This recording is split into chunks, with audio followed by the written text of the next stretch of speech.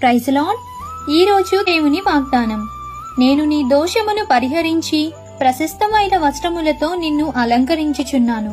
జకర్యా గ్రంథము 3వ అధ్యాయం 4వ వచనం.